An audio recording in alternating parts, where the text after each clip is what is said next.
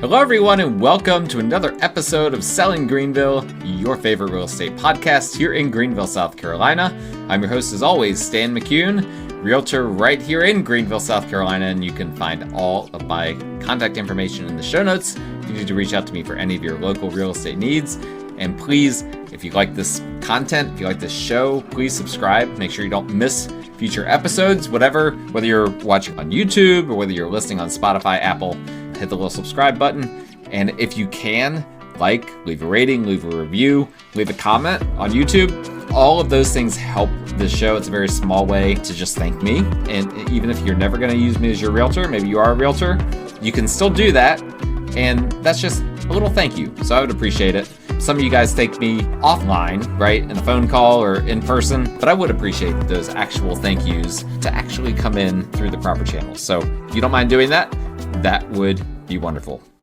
Last week, I did a 10-point guide on buying a home in Greenville. Today, I'm doing a 10-point guide this week, 10-point guide on selling a home in Greenville. And of course, I say Greenville, really it's the Upstate, not just Greenville. If you're in Spartanburg, if you're in Pickens, if you're in Anderson, Oconee, Greenwood, these principles all apply to you as well.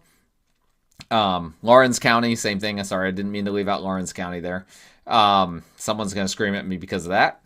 But yeah, this applies to the entire upstate of South Carolina. It's just, if I don't say Greenville, it's not going to get into the algorithm, as much as it should.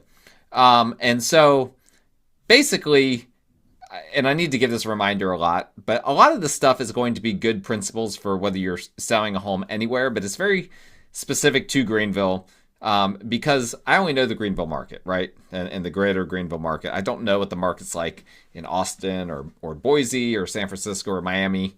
They're all a little bit different, and in some cases, a lot different. What I know is local. It's specific to this market, and hopefully this home selling guide will help you specifically in this market. And if it helps you outside of the market, that's great too. But number one, we're just going to jump right in here. The number one thing I would say, and these aren't necessarily in any particular order, but this one probably is just the number one thing. Know your competition. And this is something that's lost on a lot of home sellers. Some do get it to their credit, but a lot don't. Is that you're not competing with the comps, right?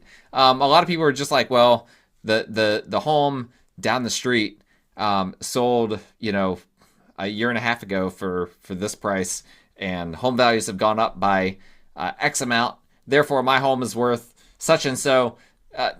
None of that really matters, because people aren't looking at the home that was sold a year and a half ago. They're not looking at homes that were sold 6 months ago. Now buyers will look at comps, right, to kind of assess, okay, is this home overpriced? And of course, every buyer thinks every listing is overpriced, with very few exceptions. And so they're going to use the comps against you if they can. They're certainly not going to use it if it works in your favor. So if a comp does work in your favor, just understand that buyers are going to ignore it. But what buyers are going to be paying the most attention to is what your competition is. What's your competition? It's the other homes that are for sale, specifically homes inside your neighborhood. If you're in a neighborhood, or if you're within a certain radius, within a mile, a half mile, maybe even a few miles out, that's your competition. Outside the neighborhood, again, a few miles out, particularly if your home has unique features, you might have to go a few miles out to really see what the competition is. Maybe you're a much larger home than any of the homes in that area. A few years ago, I sold my house that was in Chartwell Estates, which is a production-built neighborhood in Greer. And we had one of only, I think it was 4 basement homes in that neighborhood. And the last basement home that had sold in that neighborhood was our home when we had bought it. And so it was very difficult to price that home out. I had to go outside the neighborhood to assess, okay, what other basement homes are in this area? And there really weren't a whole lot. And so that was kind of how we had to approach that. But also right now, and this is where my caveat about this being very specific to Greenville is very important. And again, I've talked about this over and over and over again, so I'm sorry to beat a dead horse here, but the dead horse is everywhere, and that is new construction. Okay, new construction for a lot of people selling homes, particularly if you're selling a home below $500,000, you are competing with new construction. That is like your number one competition right now because they're cheaper than your home, obviously newer, cleaner, like perfect. At least they look perfect.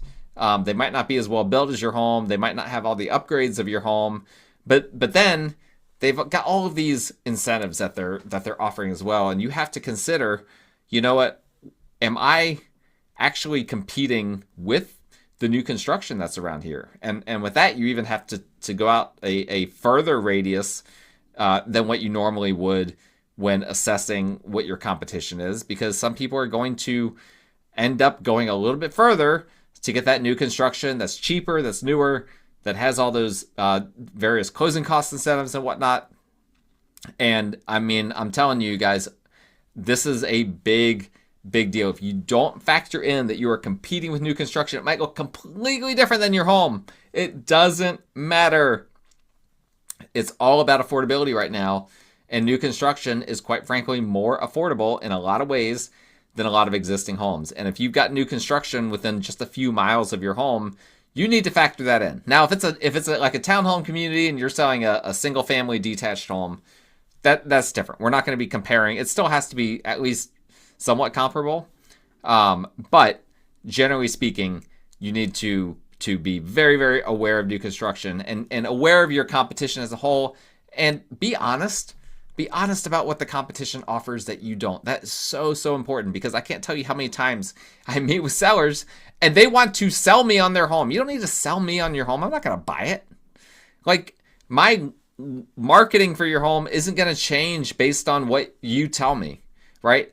I am going to identify what things your home has to offer that is going to be attractive to the market. Now, that's not to say that I don't want to hear things from my seller clients as to what they love about a home, and maybe some things that aren't obvious on first glance, right? Maybe they have some kind of a French drain system that they installed in recent years that I wouldn't have known. Maybe the roof, is brand new and I can tell it's in good shape, but I don't know that it's brand new. Things like that are very helpful. But at the end of the day, you don't need to sell me on your home. And oftentimes when I have those conversations, I can tell the seller has already concluded, whether they're trying to talk themselves into it or whether they actually believe it, that their home is just better than all of the competition. And they're always wrong when they say that. There's always something out there that's better. Like, you have to start from that basis point. Start with the understanding, okay, my home is not the best home on the market, or won't be the best home on the market at this price point, and then go from there, right? If you'd be better off being overly critical, and then that will allow you to start thinking about your home like a buyer will be thinking about your home. It's not being overly critical just for the sake of being overly critical. No, buyers are overly critical right now, and you want to think like them and not just default to the thoughts that make you comfortable, that make you feel good about your home. Think about it critically. Don't let that criticism affect you negatively. Let it then be like, okay, after you've had that moment of really being critical, then all right, now what? Now that I know what the competition is, here is what they have that we don't. And that could be maybe conditions of the home, size of the home, maybe some of the lender incentives, such as what new construction is offering. Like, assess all of those things that they have that you don't, and then at that point in time, we can come up with a strategy of like, okay, here's how to undercut all of those homes that have something that your home doesn't have to offer. And of course, that's what I do as a real estate professional. I'm not telling you that you have to do it, but I'm saying that this is a good practice. And if only your realtor does it, if you're not open to it, you're going to resist. You're going to feel like your realtor is being very critical. You're going to feel like your realtor hates your home. Don't think about it that way. If your realtor is being critical, they're just trying to help make you have a realistic understanding of what your home is going to look like to buyers out there. There's nothing wrong with that. That's literally what you're hiring a realtor for. If your realtor only tells you what you want to hear, you need to fire that realtor right now. Go ahead and fire them. because they don't have your best interest in mind. They're just trying to get a listing, and they think that the best way to do that is to be agreeable with you. Bad idea. Don't go with someone like that. All right, number 2, and I've kind of already alluded to this. Understand that the market is very, very critical right now. I mean, it is brutal. Even though, I said last week we are in a soft seller's market, it doesn't matter from a standpoint of buyers still being critical. They have more homes, available to them than they have for many, many years, and they feel like they can be critical. So if your home has flaws, right? It needs new paint. It's dirty. It needs to be pressure washed. The landscaping has not been done in quite some time. Listen, buyers will immediately get turned off to your home. Pictures might be great. Marketing might be great. They walk in and they're like, ugh, this just feels gross to me. I can't tell you how often I experience that on both sides, right? I have buyers that are like that, and then I've had listings where buyers just critique the daylights out of it, and just things that to me are things that can be fixed, right? If it needs a deep clean, it needs a deep clean. Like, no big deal. Buy it and then hire a deep cleaner. Whatever. Get it for the price, factor in the deep cleaning into the price, and move on. But buyers aren't being logical right now. They're being very illogical, and so you have to circumvent that illogical approach that they have by getting out in front of the misconceptions and the concerns that they might have. An example that I have from one of my own clients from yesteryear is they would look at every single oven. They would open every single oven, which, by the way, be prepared for that. Be prepared for your appliances to be opened, for people to go snooping around in there. That's just going to happen. But they'd look at every single oven, and if an oven was dirty, they'd kind of be like, yeah, we don't like this house. And I didn't get that, right? Because an oven, obviously you can clean it. If you can't clean it, you can replace it, right? For fairly inexpensive in comparison to the cost of a home. And these people were capable. Like, it wasn't like a financial problem. They could have bought a new oven or had an old one cleaned or whatever. But they were just ruling out houses on the basis of the ovens being dirty. And as a realtor, I try to help my clients be more logical than that. But at the end of the day, it's their decision, right? It is their decision what they value in a home. And if they value a clean oven, it's not my job to say you shouldn't value that up to a certain point. Like, I'll explain, well, you could do this, you could do this. And if they're just like, no, we don't want to do it, I've done my part as a realtor. I've given them their options, but at the end of the day, they are the boss. They know what they want when it comes to buying a home.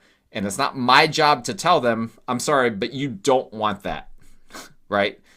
Again, up to a certain point. I try to do that until I realize that, oh, no, actually, this is a major, major thing for them, and they're not going to be happy if they buy the home with this perceived issue. And so at that point, then I back off and just factor in, okay, one of their criteria that they didn't originally tell me was that the house also has to have a perfectly clean oven. And that's just it. Sometimes the criteria doesn't make sense, but you've got to consider this when you're selling. You need to try to button up as many things as you can with regard to your home in order to make it presentable to buyers and to circumvent the concerns that they may have. Number 3, this one's going to surprise some people, I think. When interviewing realtors, resist the urge to ask them what your home is worth. That's oftentimes one of the first questions that I get when I do a listing presentations. Well, what do you think the home is worth? Really don't like answering that question because A, what it's worth today might not be what it's worth 2 months from now for a variety of reasons. Could go up, could go down. We don't know what will happen. But once I tell them a number, they're going to have that number kind of in their mind for eternity, right? Until they list their home. But more importantly, a lot of people will use that question and the response to that question as a major factor in determining which realtor they're going to use. And that's a really, really bad practice because any realtor can list a home for any price. But it's the marketing that a realtor does that separates one realtor from the other. So in my marketing, I do Zillow Showcase, which not very many agents do for every single listing. I have a digital ad campaign that I do that goes out to a bunch of different websites, not just real estate websites, but other websites like CNN, MSNBC, whatnot, where you actually, your home gets published using artificial intelligence on other websites that people that AI assesses that people are looking for homes in your area, and then just pushes that out to them. A bunch of social media marketing. Obviously, I do professional photography, drone photography, twilight photography, which sometimes I use, sometimes I don't, and a whole lot more than that. Right? That's just kind of the starting point. I'm not going to do my whole spiel to you guys. If you're interested, we can have that conversation offline. But you get the point. Like, all right, ask the realtor, okay, are you going to use professional photography? What multiple listing services are you going to list this home in? What sort of ad campaigns are you going to do? What kind of marketing are you going to do? What kind of a sign are you going to put in my front yard? Are you going to do open houses? Like, these are the sorts of questions that you need to be asking to assess one realtor from the other. The question you shouldn't be asking is, well, how much are you going to list my home for? First off, I don't get to decide that at the end of the day, right? I am the person that ultimately presses the button to list your home, but I don't just arbitrarily decide, well, this client, their home is worth $500,000 according to my research. So that's what we're going to list it for. Like, no, you have to agree on that too, right? This is a two-way street. This is a two-way conversation. And so usually the way I approach that, when someone's decided to work with me, we do all of the research. We look at not just the comps, right, but the competition, which we just talked about in point number 1, and we take all of that into consideration. And I do one extra step that I don't know too many other realtors that do this.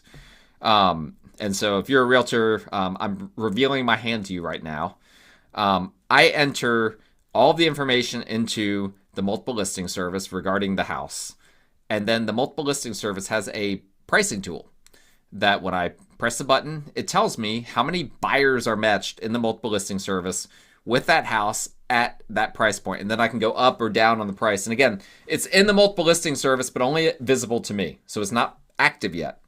And so I can actually see in real time, well, if we list it at this price, here's how many buyers it hits. If we list it at that price, here's how many buyers it hits.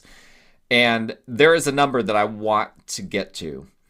And in terms of how many buyers it hits. And if we don't get there, then I'm going to warn my clients about that.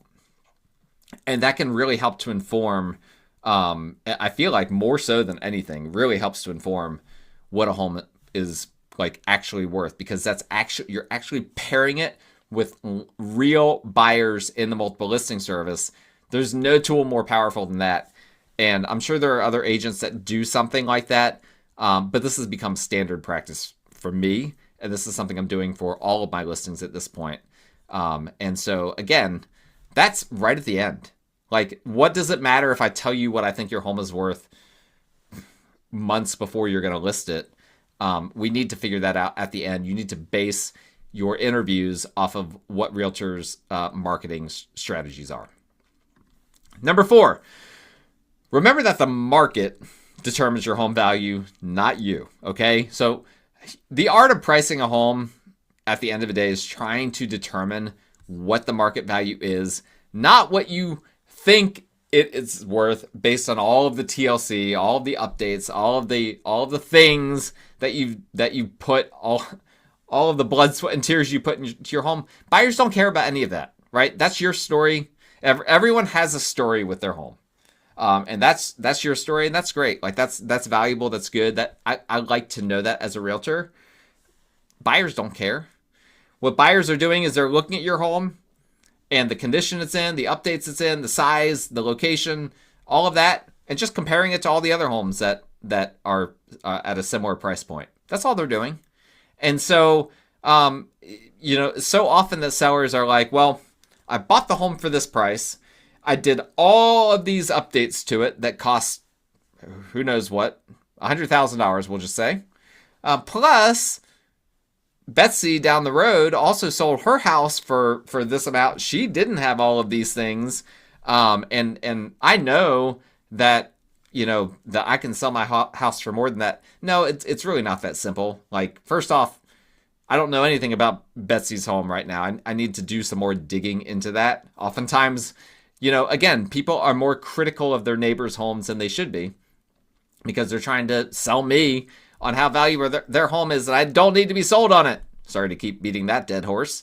But at the end of the day, it's the market that decides. It's not even me, right? I don't decide how much your home is worth.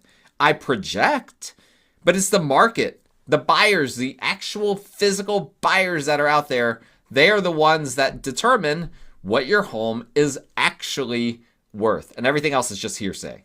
And so remember that. Remember that you don't get to make that decision. I don't get to make that decision. Nobody gets to make that decision except the buyers. So the whole art of pricing a home is trying to figure out what will buyers right now, right here and now in this market, think your home is worth.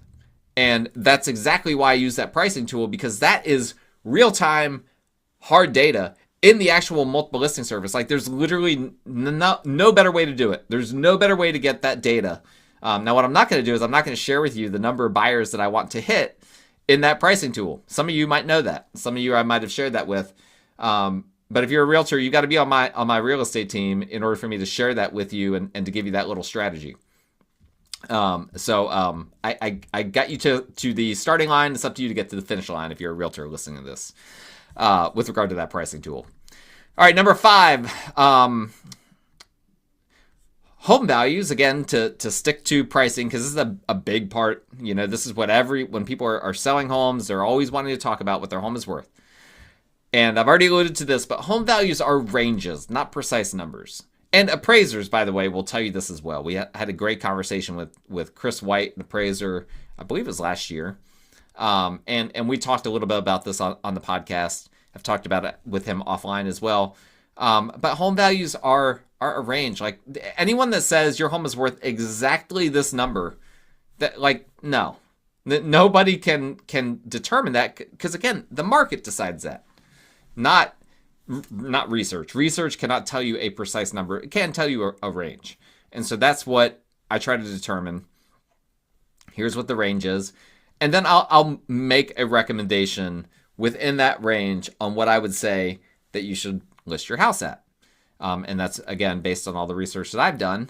But it's also based on the seller strategy, right? Because everyone wants to list their home at the top end of the range, right? For obvious reasons. You want to get as much bang for your buck, but that might not make sense for your strategy. If you need a quick sale, for instance, you need to list at the lower end of the range. And based on where the market is, you might need to list at the lower end of the range. There's a lot of considerations. That's a separate conversation that I have, but just understand there's no one number that. And if any realtor says your home is worth exactly this amount, they don't know what they're talking about. That is simply not how the market works. And you'll get neighbors that tell you that too. One thing that neighbors love to say is, "Oh, that home is underpriced." They always disagree. They'll even say it's overpriced. Normally they say it's underpriced. They're always wrong. Again, they don't get to set the market. They don't get to tell you what the value is any more than you or I do. It's literally what the market says the home is worth. That's what it is worth. Number 6, staging. Okay? Get questions about staging all the time. Here's my thought about staging. It's helpful, but it isn't the end-all be-all. Now, almost anyone living in their home, if they're selling a home that they are currently living in, they have to declutter and depersonalize. And that alone is usually adequate staging. Now, some homes could use some other things, and that's a conversation that I have with my clients at the time that we're assessing the home and all of that. But generally speaking, you don't need to get professional staging for the most part in a home. Now, the question I get most often is, well, what about vacant homes, right? Do vacant homes need to be staged? And I will say this, it does help, but buyers are used to seeing vacant homes. And so is it necessary? Are you going to get back the thousands of dollars that you pay to stage your home? I don't think so. In my personal opinion, I disagree specifically in this market with that strategy. Now, You might see online that, well, staging adds, XYZ value to your home. And that might be true in aggregate. I have not seen any evidence that that's true in the Greenville market. And anyone that wants to provide that data for me to prove me wrong, I will admit that I'm wrong if you can prove me wrong. But I've not seen any data. I've not personally, in my experience with selling homes, seen that staging benefits or makes that big of a difference, with one major exception. And that is if a home has some unique things with regard to the floor plan, where it's like kind of hard to like kind of determine, okay, well, what do I do with this space? If it's got a unique space that's just challenging when you're walking through to like figure out what could this be used for? It's just like empty space. And if you can give that space utility, whereas right now it just kind of looks like useless empty space, like a loft, for instance. A lot of lofts, you go through them and it's just like, well, what am I going to do with this? It's just open air. And, if you can find a way to give that loft utility, you have added value to the home. And so staging can be helpful in that regard. But again, those are somewhat few and far in between. You also have the option for virtual staging, which is obviously substantially cheaper, where you're just, having someone put virtual furniture in the photos of a listing, which we are allowed to do. That could be an option. There are mixed opinions on that. For me personally, I think, again, if it's a space that's just like this big space that just doesn't show well on the photos, it could make sense. But for the most part, I don't think it's that helpful. Number 7, open houses. Okay. This is also a conversation that comes up a lot. And here's what I want you to understand. Homes don't often sell at open houses, right?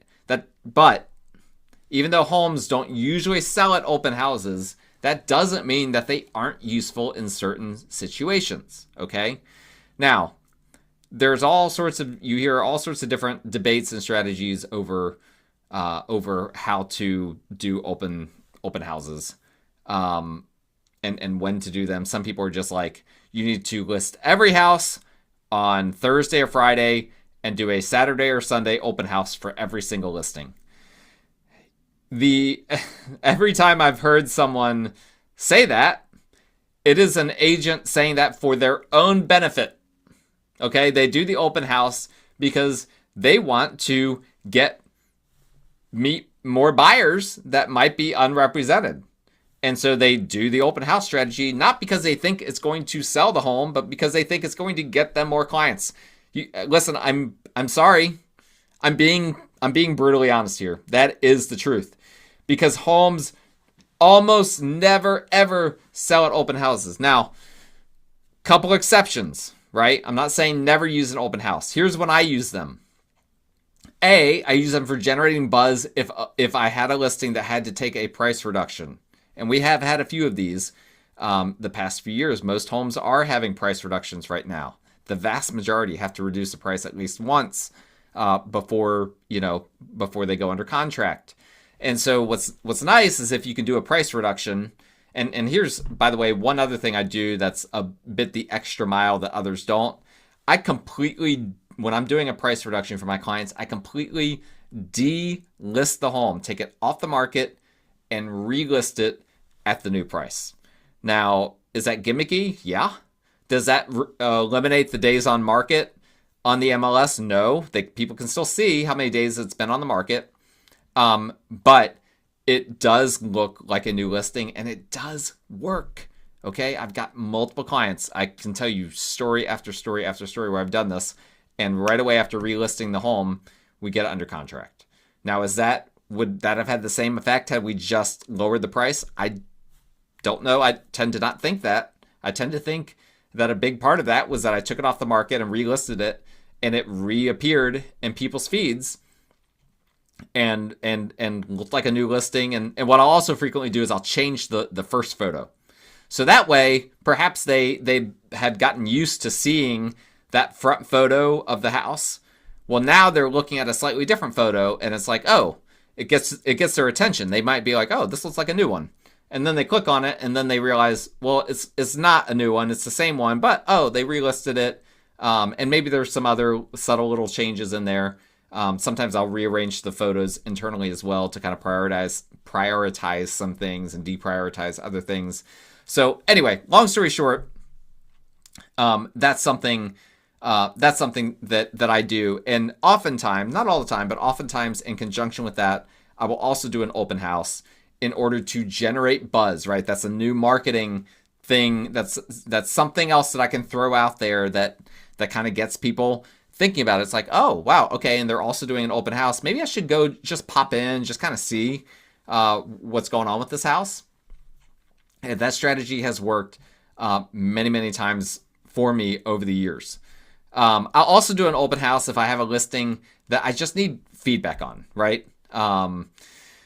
It's a listing that I've had a lot of traffic or maybe haven't had any traffic on, and I need to figure out why isn't anyone moving on this house? Like, what's going on? And sometimes I can get some really, really valuable feedback that way, from just having random people, maybe people even within the neighborhood, just looky-loos coming through. I can hear different opinions, and then I can bring that feedback back to my clients and say, hey, here's what I got direct feedback from the market. Here's what the market is telling us. I've seen situations where people even chose their listing agent. This is absurd to me, but I've seen situations where people chose their listing agent strictly on the basis of whether they would do an open house or not. I think that that's a really bad single issue to get parked on. Again, open houses typically don't sell homes. So why are you so obsessed with an open house? But I've heard of this before, and I even got a listing a few years ago because I was willing to do an open house when the other agent that was in the mix wasn't willing to do it. And I don't normally do an open house on the opening weekend, but I did for them because that was important to that client. So I did it. And if you want an open house on your opening weekend, I will make that happen in order to get your house listed and fulfill your wishes. But just understand it's rare that actually benefits the house in terms of selling. With one exception, right? There is one major exception with regard to me not doing the initial open house for the opening weekend. I will do it frequently if I have a client that's really they need to move their house quick. And maybe they have another home under contract that they're buying and it's contingent on the sale of this house. And we just need to do a full court press, get it out there for that opening weekend, and immediately see, okay, what kind of activity level, what kind of buzz are we getting? I had to do that for a listing I had towards the end of last year, and it worked out perfectly. We got the most incredible weather of the entire winter that weekend. It was the second busiest open house I've ever had. And that open house actually did directly result in multiple offers. Very, very rare situation, right? Almost never, ever happens. But it did in that specific instance. And part of that was that, the client agreed to price the home kind of more towards the lower end of the range, as we talked about, in order to make sure that they didn't overprice it and then find themselves kind of scrambling to sell their home when they were trying to buy the next one. And so that's a lot of stuff with regard to open houses, but that's kind of my open book and what I think about those things. Number 8, you've got to know, if you're a seller in the Greenville market, that the average listing takes roughly 2 months to sell. And if you want to sell faster than that, again, you need to have a home that is better than average, right? Think about this. The average listing takes 2 months to sell. If you want to sell faster than that, it's really simple. Your home has to be better than average in some ways. Like, wow, my math teacher never taught me this sort of math, right? And for some of you might just be like, yeah, that's common sense. I get that a lot, right? People are always just like, oh yeah, I know that. Yeah, they know that until they want to sell their house, right? And again, actually be honest. That's so important. You got to think about it. In my area, is my house above average or is it merely average, or maybe even below? Nobody thinks their house is below average. So is it just merely average, or is it actually above average? In what way is my house better than all these other homes that are taking 60 plus days to sell? And so if your home, if you do a logical and honest assessment and find that your home is merely average, then you have to price it aggressively, below, maybe even below average, in order to beat that 2-month average of going under contract, right? You've got to think about this. If your home is average and you just price it right, at the average price point for what your home would get, it's going to take 2 months to sell on average. These are all just averages. Could you beat that? Yeah. Would that be because you had a good process, a good plan in place? No.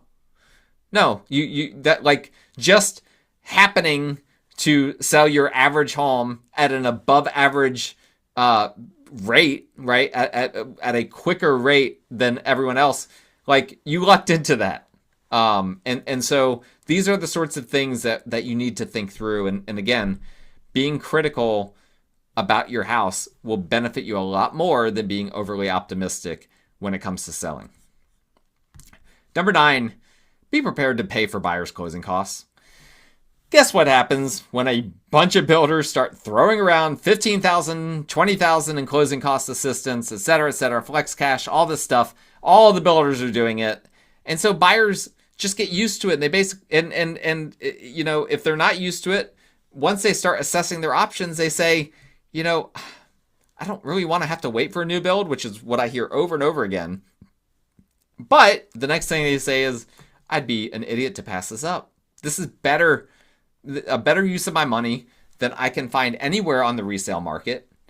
And, I can't tell you how many times my own buyers have come to this conclusion. So I end up helping them with new construction. Happy to do that. More than happy to do that. The builders, they don't always play nice with realtors. In a major seller's market, builders tend to get, to not play nice with realtors. But in a market like this, they want to work with us. They're sending us emails all the time, offering us all these bonuses, going crazy, trying to get realtors to sell their homes.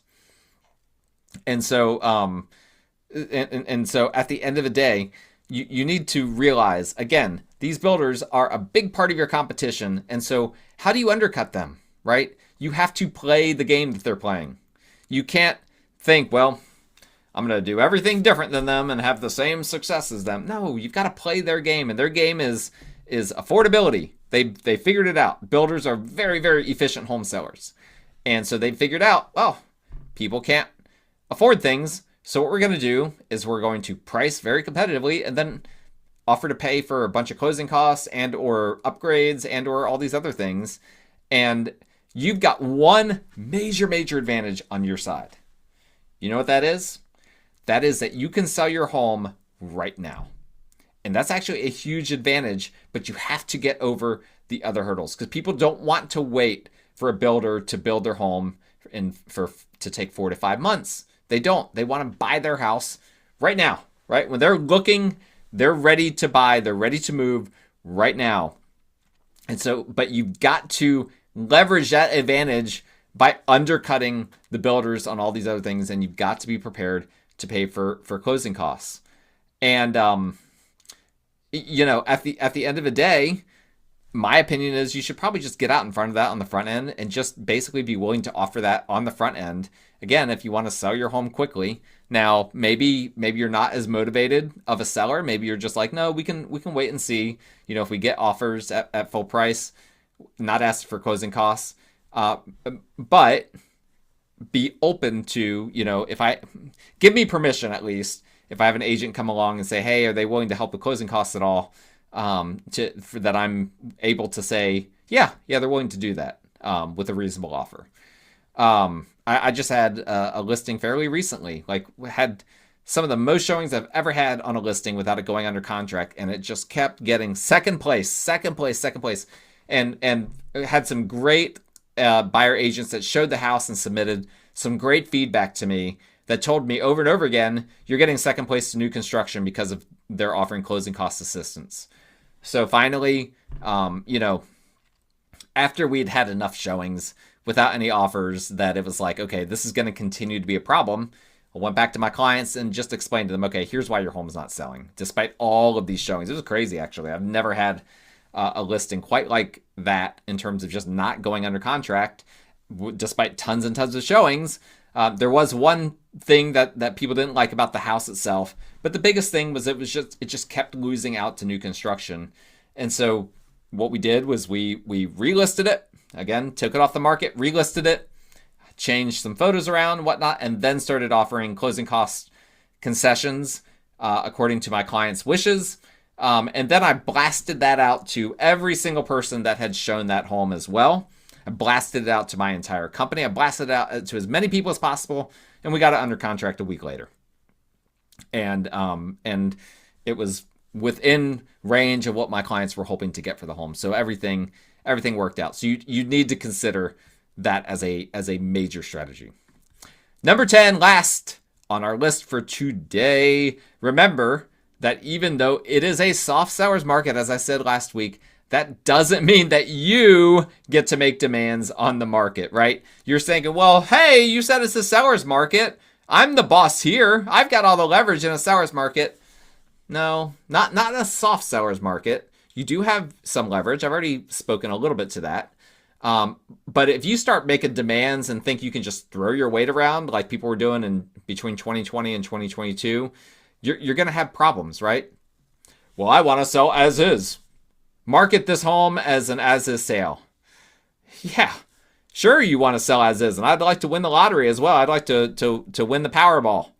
Wouldn't we all? Listen, buyers are already really cynical, and if a seller appears to be demanding and is like, we're going to sell this as is, and we're not including appliances, and you're going to have to do this and that and the other thing, that almost always turns off buyers, and it hurts the marketability of your home. Don't do that.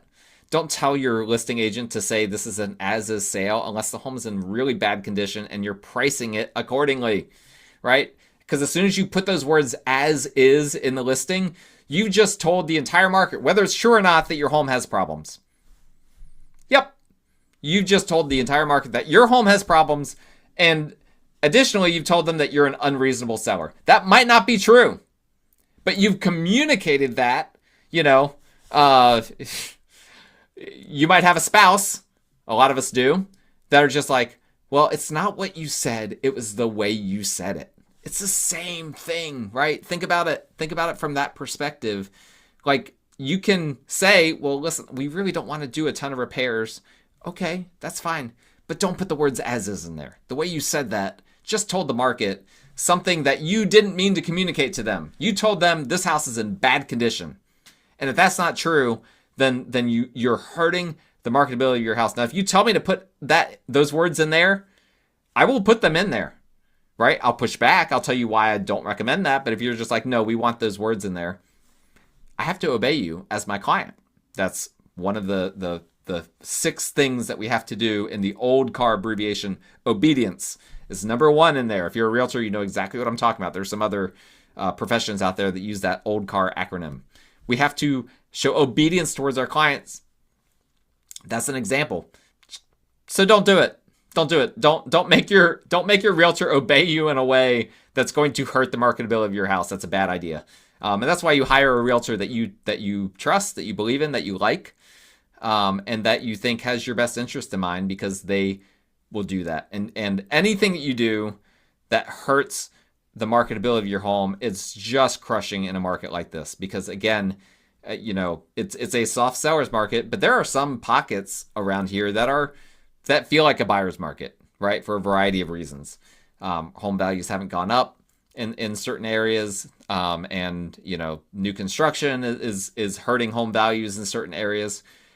So again, even within this market, there are little pockets that are even different than some of the things that I'm saying. I'm talking like big picture here.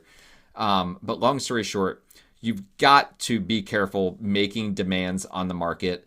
There's not a lot of demands that sellers can make right now that don't turn off buyers. So just be careful. Like, yeah, the time to get demanding is when you actually get that offer. You want to get an offer first, and then you can be demanding in your negotiation. That's a much better way. You still have to be careful there. That's much better than being demanding or appearing demanding in the listing itself, because you're probably going to limit the number of offers that you get that way. So I hope those 10 points were helpful for you guys. Thank you so much for listening. Tomorrow I'm going to Columbia, South Carolina for another little realtor conference. And if you're a realtor listening to this and you're going to be there, well, actually, by the time this is released, I will have already returned from the conference. So it's just like a 1.5 day conference. But I'm looking forward to that. I'm going to see some people there that I know and have good relationships with. So that should be fun. I don't know if I'll have anything to tell you guys from that next week, but I might. We'll see. So thank you so much for listening. Please like, rate, review, subscribe. If you need a realtor, my contact information is in the show notes. We will talk again next time.